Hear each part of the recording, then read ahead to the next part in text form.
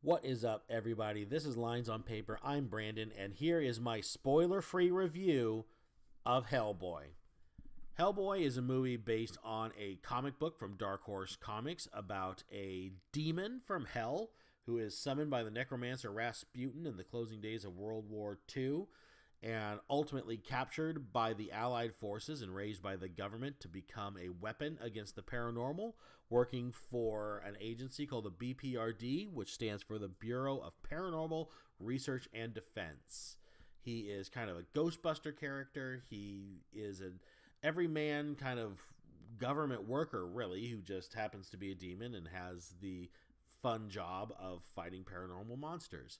In case you've forgotten, these movies were also made not that long ago by a visionary director Guillermo del Toro, starring Ron Perlman in the role as the title character. This time around, we have David Harbour from Stranger Things taking on the role of Hellboy. He's joined in this movie by Ian McShane, who's taking over the role of the Professor, or slash Hellboy's adopted father, from William Hurt, who played him in the original movies. He's also joined by Mila Jovovich, who plays the villainous Blood Queen, the movie's antagonist. So with all this said and done, the question on everybody's mind is, does this movie live up to the originals?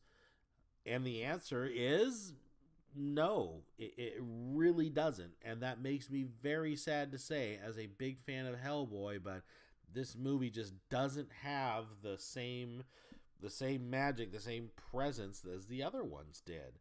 And let's take a look at a few of the elements, and we'll see if we can't decide on why. This movie, first of all, is rated R, whereas the last ones were rated PG-13, so they're able to step up the kind of violence and gore factor, which I'm not saying is a bad thing, but it's definitely a departure. So if you're expecting the violence levels of the first one, you're gonna be surprised. This movie was directed by Neil Marshall, who is known for movies like The Descent and Doomsday, directed a few episodes of Hannibal, as well as the Constantine television show. So he's got a horror background, which would suit a Hellboy movie, I think, just fine, being that he's a demon from hell who fights supernatural monsters. Also joining him in this movie, he's got a couple of new partners. Major Ben Damio joins him in this one, played by Daniel Day Kim, as well as Alice, played by Sasha Lane, who is a powerful spiritualist and medium, can talk to the dead. And together, the three of them are going to take down Mila Jovovich's Blood Queen, who is a sorceress from the Dark Ages who has now come back in modern day and is going to use her magic to unleash hell on Earth, or unleash a plague, or a monster army or something. And her motivations change a little bit throughout the movie. One of my problems with this movie was I don't feel like the villain role really came together. We spent a lot more time on Hellboy and him asking the moral question of, am I the beast of the apocalypse, or am I the person my father raised me to be, which was a good guy, a person that protects people. And we saw this kind of moral duality in Hellboy 2, so we weren't breaking a lot of new ground here.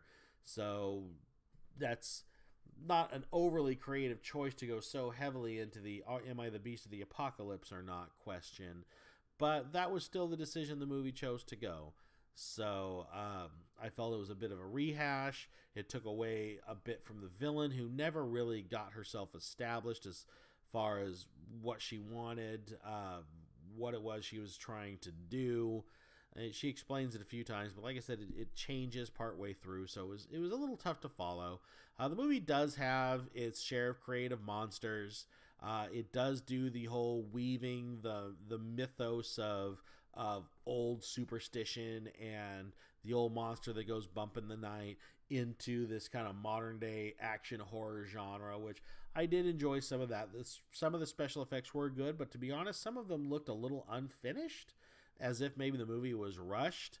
So maybe in the comments below, let me know if you spotted some moments like that. I certainly did, as just a visual guy myself. But the big question really that everybody has to ask is the Hellboys. How do the two Hellboys measure up to each other? Ron Perlman's versus David Harbour's in this new movie. And really, we're getting two very different characters in these two movies. Whereas when Ron Perlman played the role of the character, while he still had a temper and he was still prone to outbursts, I want to think that he was a bit more, I almost want to say, relatable. This new Hellboy is a lot, his temper is a bit hotter. He's got more of a chip on his shoulder than Ron Perlman's Hellboy ever did. And I don't know if that was necessarily a good thing. I almost think that the chip on the shoulder, the I'm a demon, but I'm here to help. Why am I fighting for people who hate and fear me? All of the X-Men. I think that got played out a little too much in this movie. That's not normally Hellboy's character. He's not deep enough to care about these kinds of things usually. That kind of takes away from his average working schlub type of persona that he usually puts forward. Also, the supporting cast, his partners. I found myself missing these characters. I found myself missing Abe Sapien, the fish guy there, the blue fish guy, and Liz, the gal to his right, or his left, my left, your right.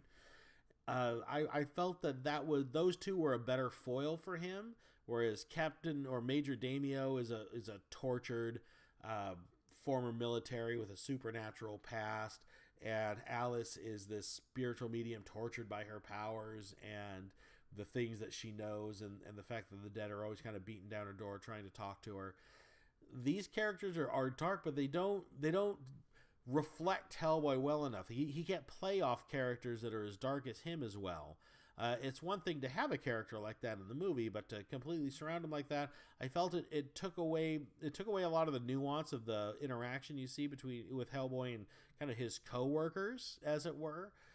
So I found myself missing that. I like the supporting cast in the original ones a bit better, and I found that the movie was lacking because of it. So overall, do I recommend Hellboy? Not really. If you're a big Hellboy fan, you just want to see more Hellboy on screen, this checks off some squares in Hellboy bingo, but I don't know if you're going to really feel like you're watching your character in this. I think his personality is a lot different than I remember him from the last movies and the comic books, really. I would definitely see this one for free if you can, sadly enough. But yeah, that's kind of my final on this one. So I hope everybody has a good weekend. I will be back in a couple weeks, of course, with my big fat review on Avengers Endgame. Spoiler free as best as I can. So watch for that. Next week, I'll have my usual reviews, comic reviews, and anything else that I find to talk about. So if you agree with me or disagree with me, let me know in the comments below. I'd love to chat about it. I'd love to hear what anybody else who saw the movie thought of the movie. If you felt the same way I did, maybe you saw something that I didn't, and maybe this movie is a gem that I missed out on. So let me know, comments below. Like and subscribe to the channel, obviously. Please share the video. That really helps me out a lot. If you're in a position to help the channel grow, we have a Patreon page. Go ahead and visit that. And that'll be it for me. So have a great weekend, everybody. Talk to you next time. Goodbye.